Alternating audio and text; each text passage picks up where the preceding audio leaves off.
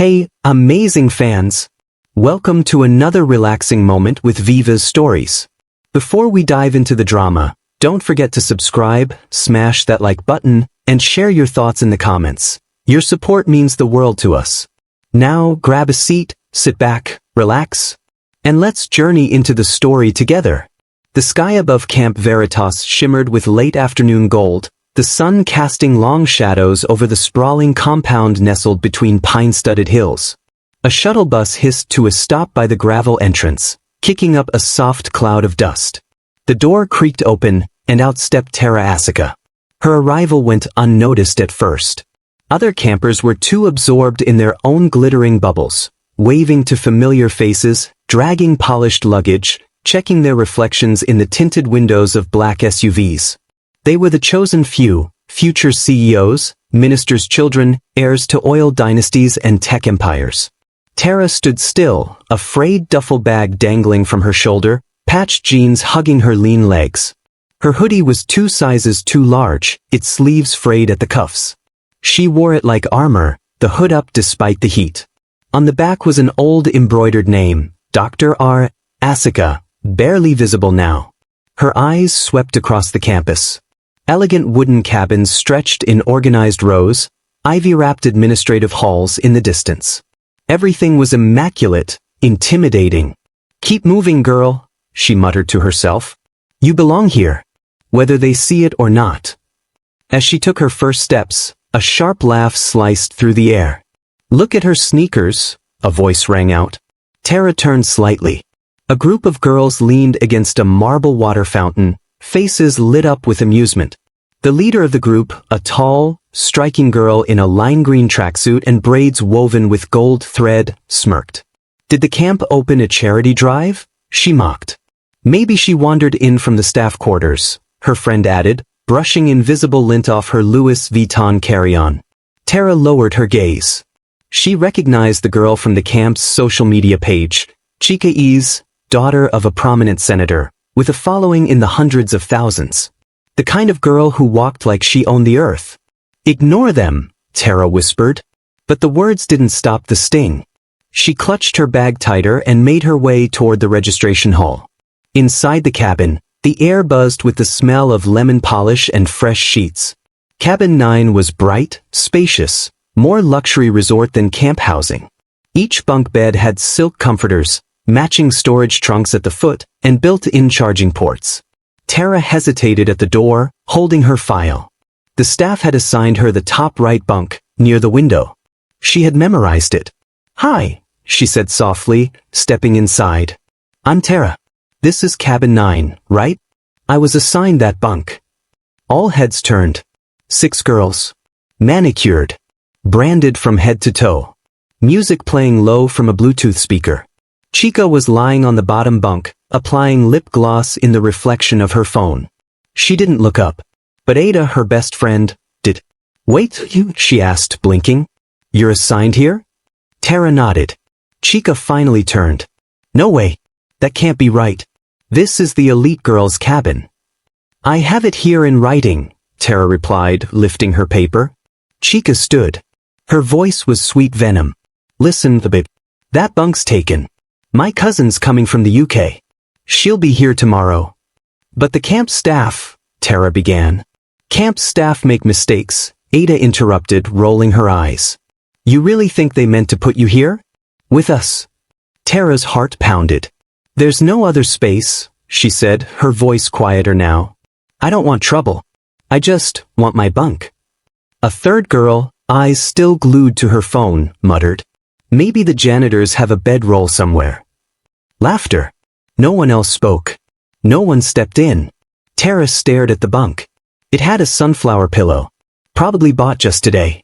She took one long breath, nodded, and turned around. Outside, the door clicked shut behind her. The old storeroom behind the kitchen had once been a pantry. Now, it was mostly forgotten, shelves stacked with dusty cans, moth-eaten blankets, and broken mop handles. The overhead bulb flickered like a dying firefly. Tara laid out her blanket on the concrete floor between 2 cleaning crates. It wasn't ideal, but it was hers. No sneers. No judgment. Just silence. She pulled out a folded photo from her duffel bag and stared at the woman in it. Mid-40s, strong eyes, a stethoscope around her neck, laughing as she held a newborn Tara in her arms. Dr. Tara Asika, founder of Camp Veritas. Visionary. The woman who believed every child deserved dignity, regardless of wealth. Gone too soon. Tara whispered. I'm here, Mum. You built this place. And even though no one knows who I am, I will honor you. Not with noise, but with proof. She wiped a tear away before it could fall. From the other side of the storeroom door, a voice whispered. PSSST. You hungry? Startled, Tara stood up. A short woman in a checkered apron peeked through the cracked door. Mamiatund, the cook. I saw you walk out of cabin 9, the woman said kindly. They didn't let you in, did they? Tara said nothing. Wait here. 5 minutes later, Mamiatund returned with a steaming bowl of jollof rice and fried plantain. Don't ask questions. And tomorrow, you come back after lights out. I'll save you food. Tara stared at her, unsure how to respond. Why are you helping me? Mamiatund smiled. Because your mother once helped me when I had nothing. And though she's gone, kindness doesn't die. Camp Veritas was no ordinary summer camp. It was designed to mold the next generation of leaders. Every day was packed with challenges, team obstacle races, critical thinking labs, simulations of real-world business dilemmas. And Tara? She became an invisible force. During the rope climb on day 2, most girls squealed or posed for pictures midway.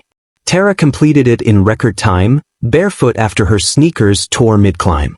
In the public speaking workshop, she argued a case on ethics in tech with such clarity that the instructor paused, then said, "Remind me to watch out for you in future elections." But she never bragged. Never tried to impress.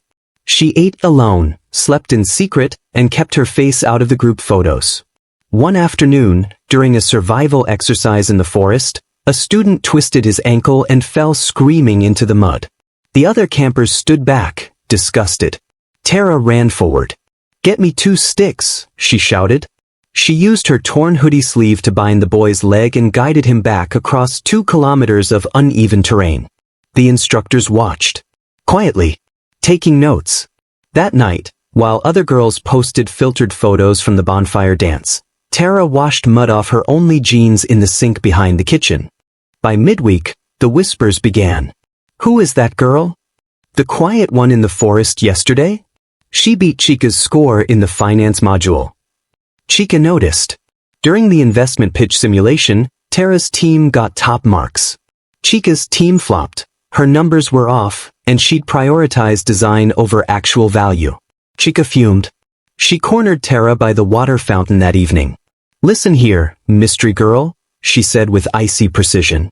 "I don't know where you crawled in from, but don't get too comfortable. This camp is for people who matter." Tara looked up. Then maybe it's time someone redefined who that is. The words sliced deeper than Chika admitted. The next night, as Tara entered the cafeteria late, having waited for the rush to end, she found her food tray on the floor, its contents in the trash.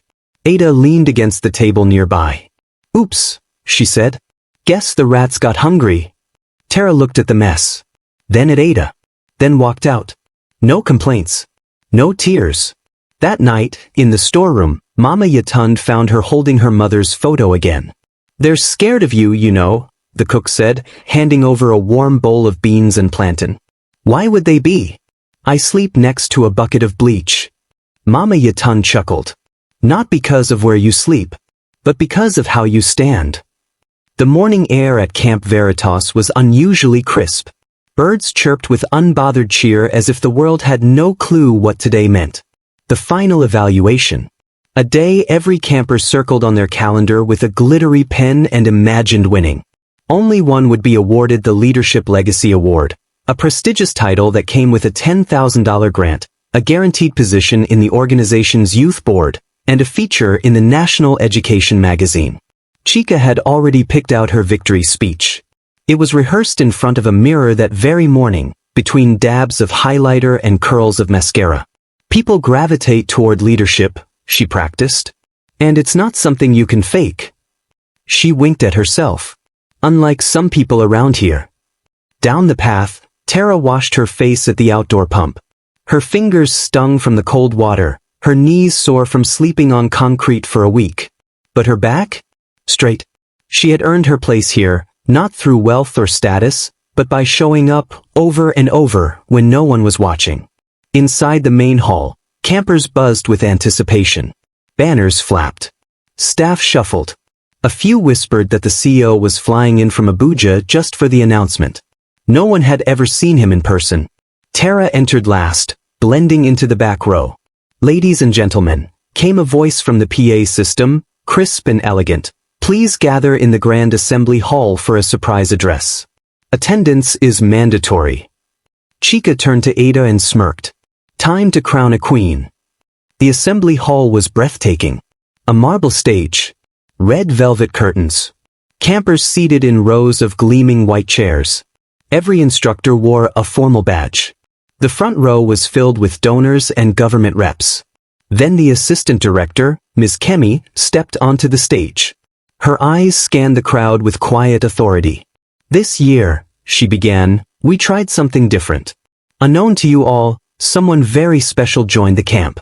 She came not to be pampered or praised. She came to test our values. Gasps rippled across the room. Tara blinked. Her heart thudded once, loud and clear. Ms. Kemi continued. She was registered anonymously, with no title, no privilege. She was treated like an outsider. Pushed out of her room. Mocked for what she wore. And yet she surpassed every test. Not just academically, but in integrity. In heart. Now the room was dead silent. Chika shifted nervously. Her lip twitched. She never revealed her identity, Ms. Kemi said, her voice softening. But her actions revealed who she truly is. She looked down at her cue card. Please rise to honor this year's winner of the Leadership Legacy Award, the incoming CEO of Camp Veritas, daughter of the late Dr. Rachel Asika, Tara Asika. Guess. Audible choking. Heads turned like dominoes. In the back, Tara stood. It felt like the floor dropped from beneath the girls in cabin 9. Chika's hands clutched the edges of her chair. No, that's not possible. But it was. Tara walked calmly down the aisle, every step measured, unhurried. The same way she'd walked into the camp. Only now, everyone noticed. She stepped onto the stage. The spotlight hit her full in the face. The same hoodie. The same girl. But no longer invisible. From the stage, Tara looked out over the sea of faces. Some stared in awe. Some in shame. Ms. Kemi handed her the Crystal Award. Before the applause could start, a voice pierced the quiet. Tara, wait. Chika pushed forward, dragging Ada with her. I didn't know, she said quickly, eyes wide. I mean, if I knew you were bully, I never would have. That's the problem, Tara interrupted, her voice calm and clear. You only treat people with value if you think they're important. The crowd held its breath. But real leadership, she continued, is about how you treat those you think are beneath you. A beat of silence. Then applause. Thunderous, echoing, unapologetic applause. Chika froze. The moment she had dreamed of, being on stage, being seen, belonged entirely to the girl she once called janitor. And there was nothing she could do to undo it. Tara stood behind the podium, the award gleaming beside her. She took out a crumpled piece of paper. Then paused, folded it and put it away. I had a speech prepared, she said, voice steady. But I think today calls for something honest. She looked out at the crowd, students, mentors, administrators. Chika. Even Mama Yatund, peeking from behind a curtain. I came here to see what kind of leaders this camp really produces. I pretended to be a nobody. And I was treated like one. I slept in a supply closet. Whispers shot through the crowd. Not one person offered me a room. Not one person stood up when others mocked me. She looked at the girls from cabin 9. You pushed me out of a room you thought I didn't deserve. But the truth is, I'm not angry. She inhaled. Because you showed me something far more valuable than comfort. You showed me who you are. And I remembered who I am. She stepped away from the mic for a moment, then returned. Some of you are good at speeches. at wearing the right clothes. But when a stranger needed kindness, you were silent.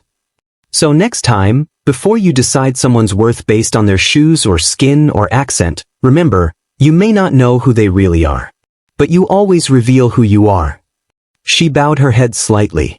Standing ovation. After the ceremony, reporters clamored to speak to Tara. Offers flooded in. But she politely declined every spotlight that wasn't earned.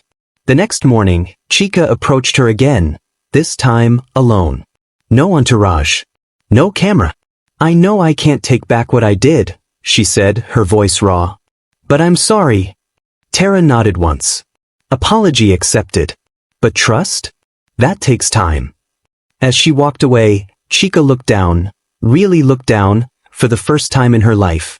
Later that week, Tara made her first executive decision as the new CEO, to install a new leadership kitchen initiative, a program that taught humility through service.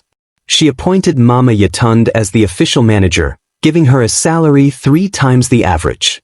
Leadership, Tara said at the launch, starts in the heart, not on a name tag. She returned to cabin 9, not as a guest, but as its permanent overseer. The bunk she was denied? Now marked with a brass plate. Reserved for the leader in all of us. The girls who once ignored her? They couldn't look away now. Not from Tara Asika, the girl they had tried to erase, who now stood as a symbol that kindness is never weakness, and true leadership needs no spotlight.